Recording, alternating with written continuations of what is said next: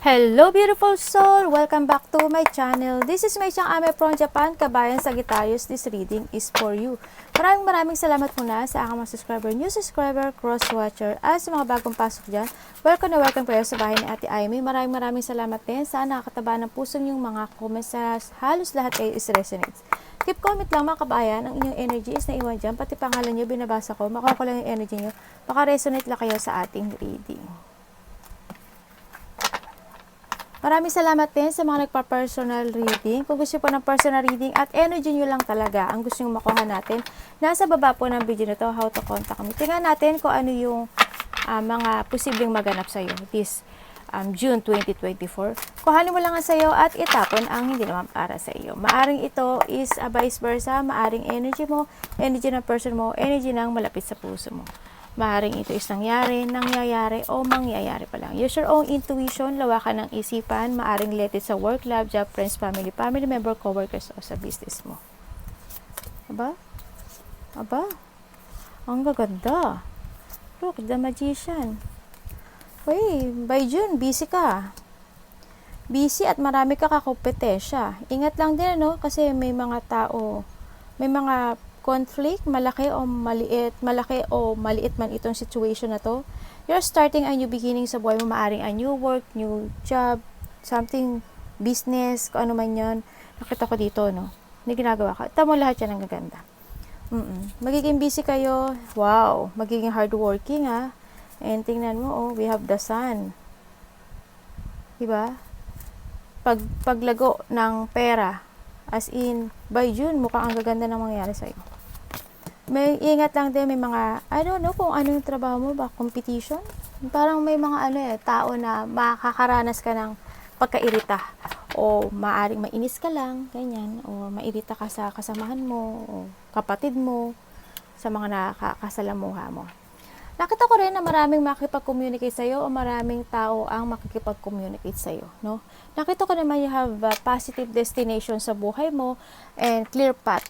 Sa nakita ko dito, parang nagkaroon or magkakaroon ng mga instant opportunities on track dito sa buhay mo. We have the wheel of fortune din naman talaga and yung matagal mo ng winning wish talaga na magiging maganda yung buhay mo, ito na, ibinibigay na niya sa'yo, no? Sa nakita ko dito. May good fortune, this is a good karma. Nakita ko dito, you are now in new direction. Nagkakaroon ng mga change, no? Yan. Tsaka,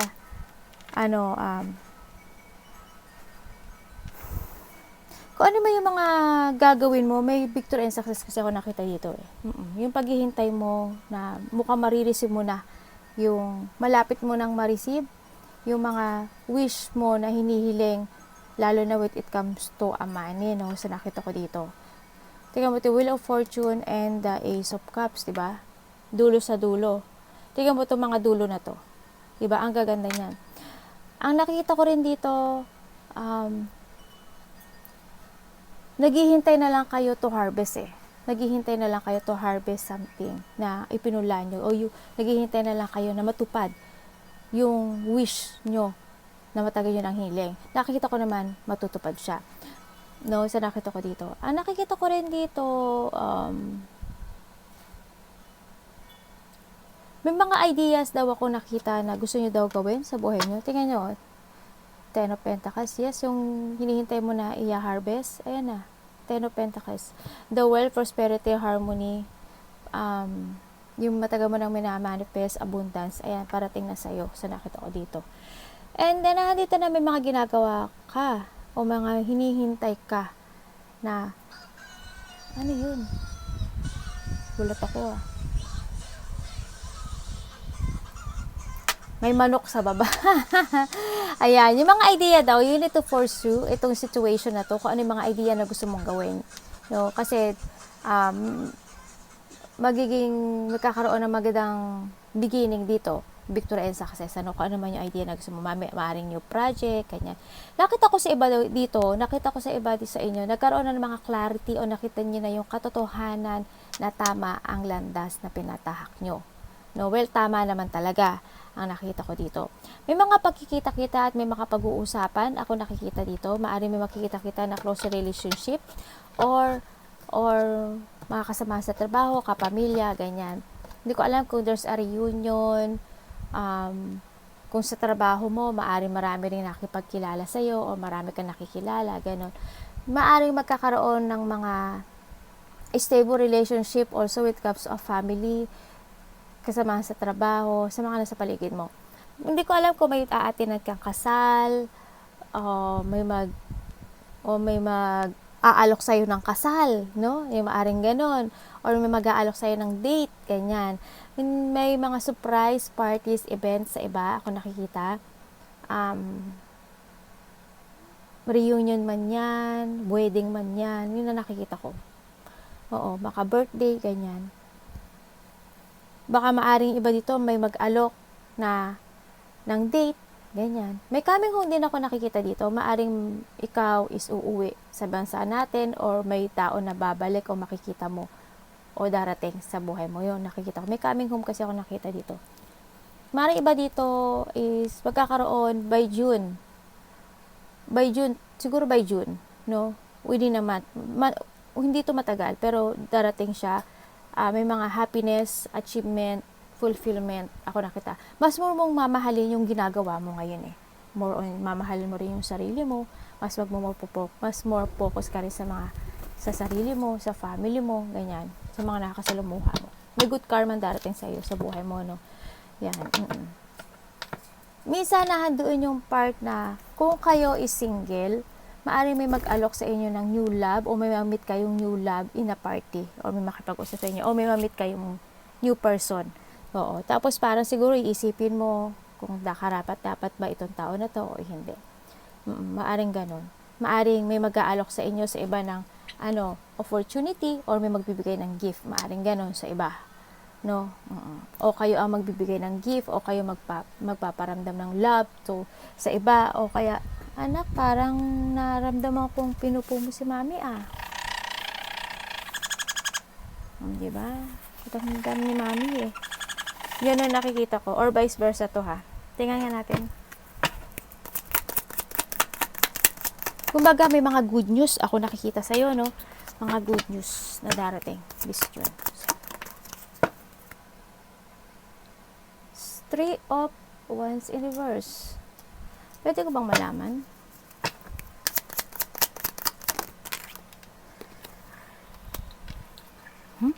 Ano ito? Bakit? Saan? Magiging busy daw kayo. Para saan po?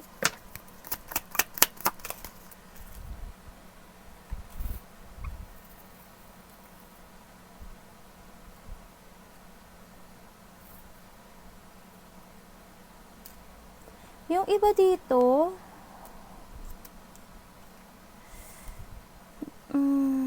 baka maglabas kayo ng pera, no? May ilalabas daw kayong pera. May maghihintay. Tingnan natin. Ano pwede ko malaman dyan?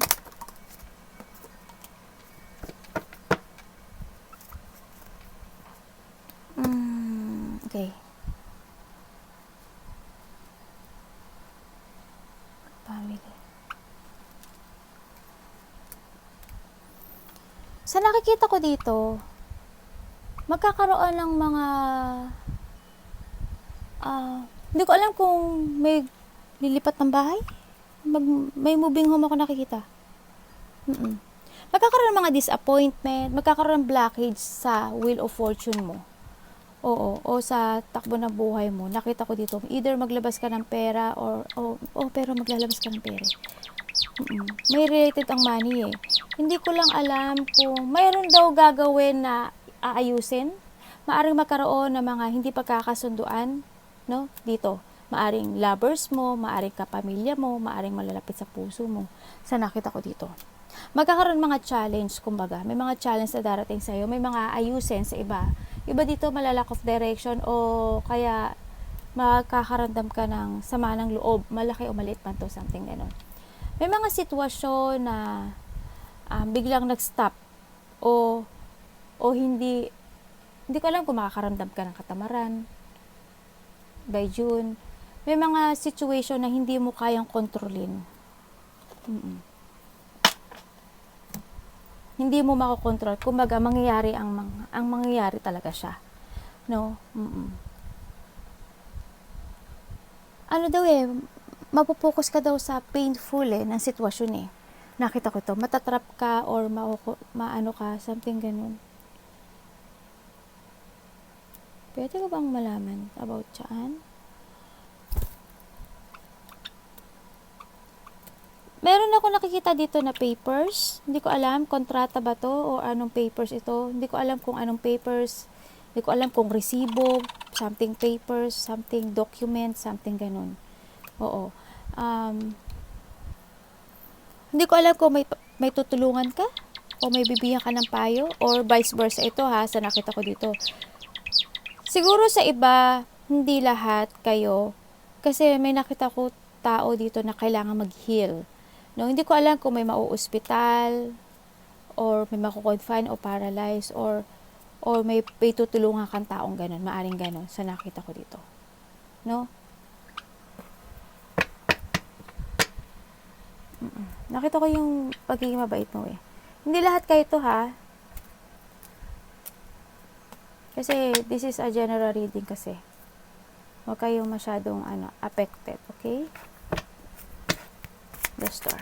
Maaring sa iba dito nangyari na to.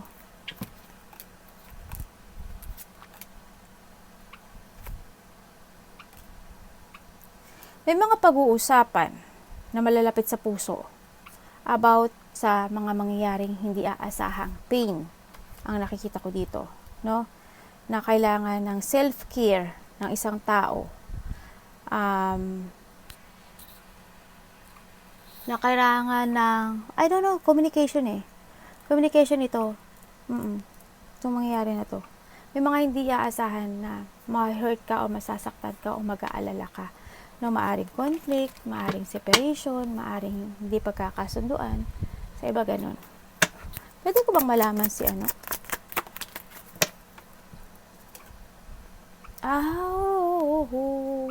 sinasabi ko na magkakaroon kayo ng problema.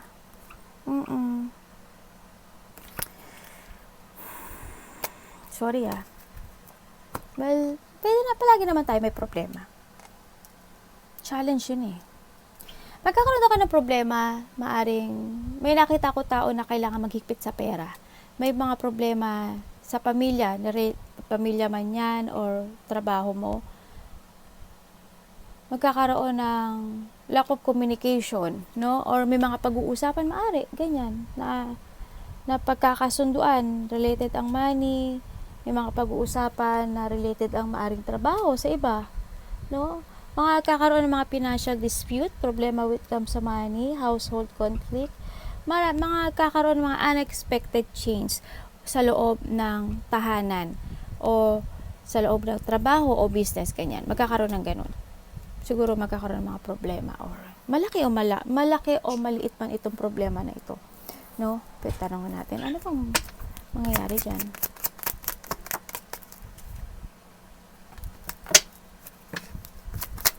May makikita daw. Ang lalapit sa puso.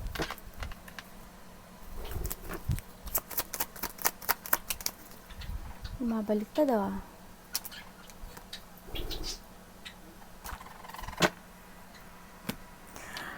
Medyo mapanghihinaan ka ng talagang problema. Mapanghihinaan ka ng situation na to.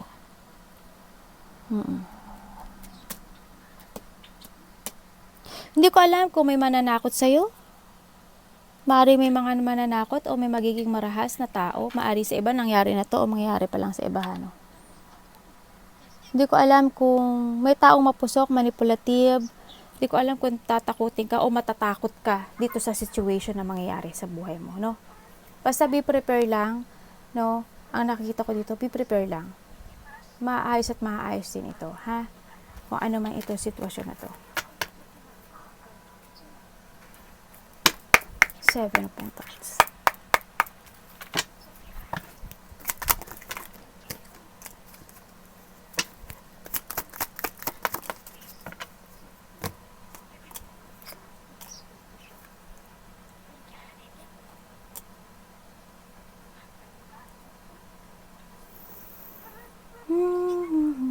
Teka lang po, Nine of Pentacles. Ano yung pwede ko sabihin?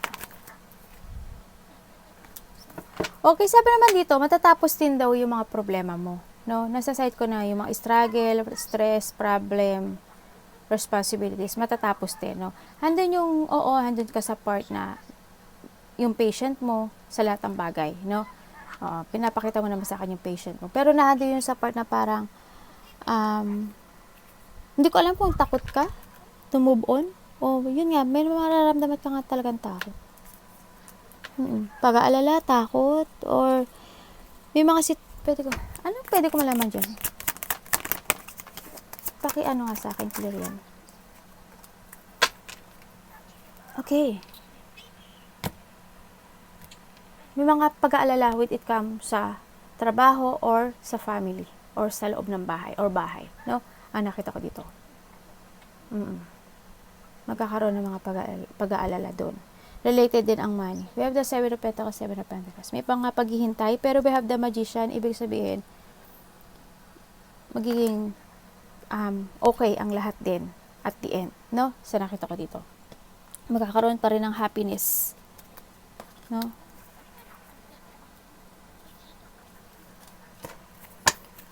Ace of Swords. Galing tamo. Ace of Swords and Ace of Swords. Ang galing. Di ba? Whatever happened, there's a victory pa rin. And success.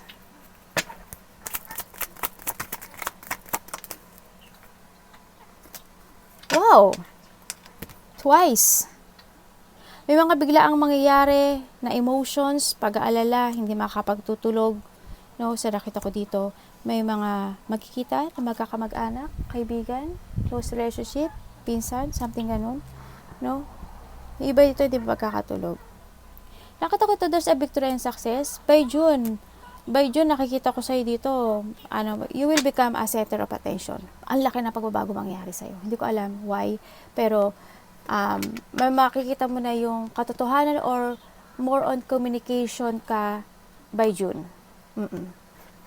Ang nakikita ko sa'yo. Malaking pagbabago, may mga, you're starting anew. No? Nagkaroon, unexpected changes, itong mangyari na to sa'yo. Maaring, kumbaga, hindi yung maaring recognition sa iba, maaring marami kang magiging supporters o maraming ko-connect sa'yo o maraming makikipag-communicate sa'yo. You will be like a celebrity na nasa gitna ng parang nando ka sa gitna, tapos yan, nando sa gilid, yan. Or maari rin naman na nakikita ko dito na maraming makakakilala sa'yo by June. Or marami nang makikilala na nila. Ay, si Sagittarius, kilala ko yan. Si Sagittarius, magaling yan. Si Sagittarius, okay yan. Mga something na ganun, no? Nakita ko dito. Yung iba dito, babalik na yung confidence nyo, babalik na yung strength nyo, babalik na yung pride nyo. O kaya iba dito, magiging leader kayo. You will become a leader, maring ganun. O kaya magkakaroon ng high level up with it comes sa yung mga ginagawa, no? Magiging kayo, famous, kumbaga, sa iba. No? Ang nakikita ko dito. Malaking pagbabago mangyayari sa inyo by June. Congrats. 8 of Wands. Ang maganda dito, kayo may YouTube channel, ang galing nyo, no? Yung iba dito siguro may YouTube channel. Biglang success kayo.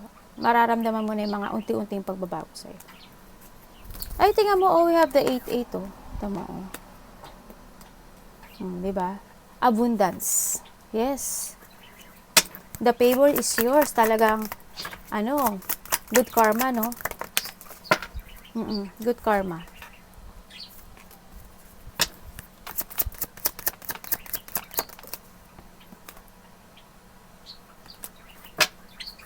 Para saan po?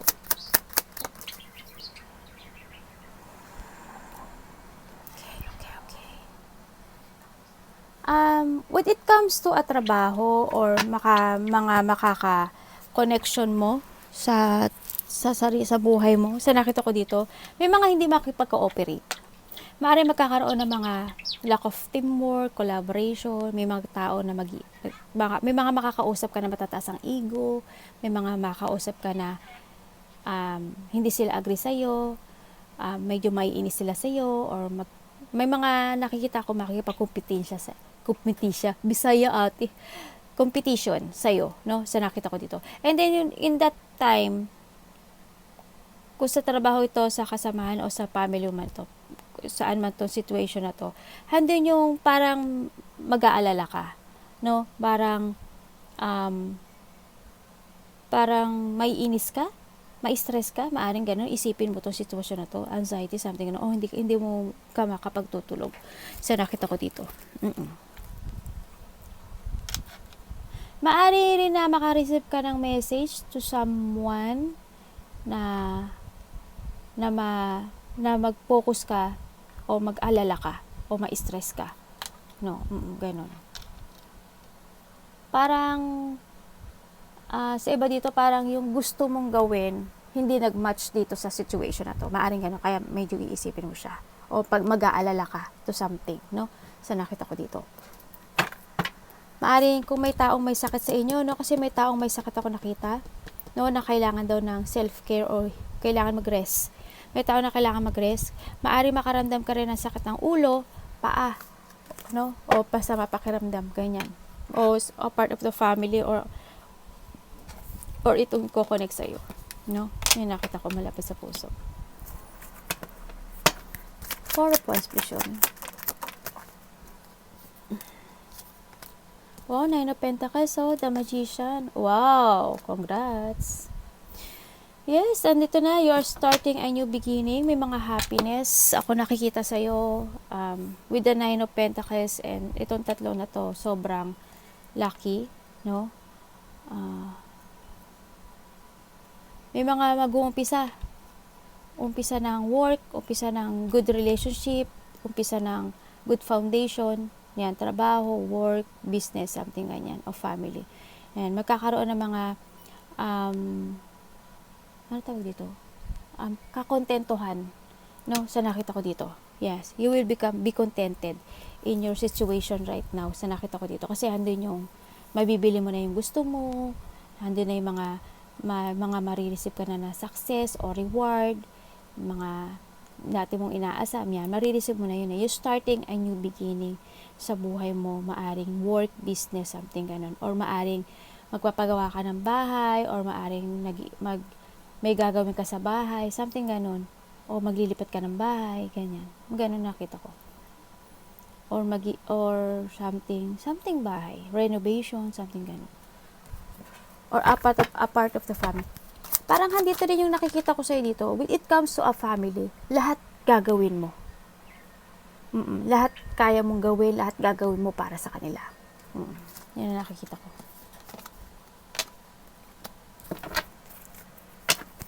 Four of Cups.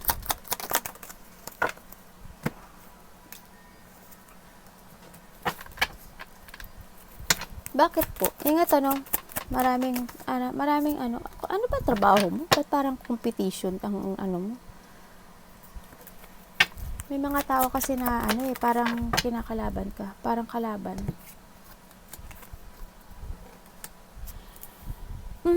Unexpected itong situation na magaganap sa'yo. Maari may mambuli sa'yo, may makaaway ka, o may mainis sa'yo. No?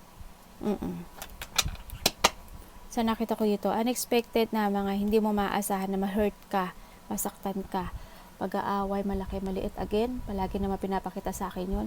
Loneliness, depression, separation, or hindi pagkakasunduan. No? Maaring ganon. May mga iisipin ka.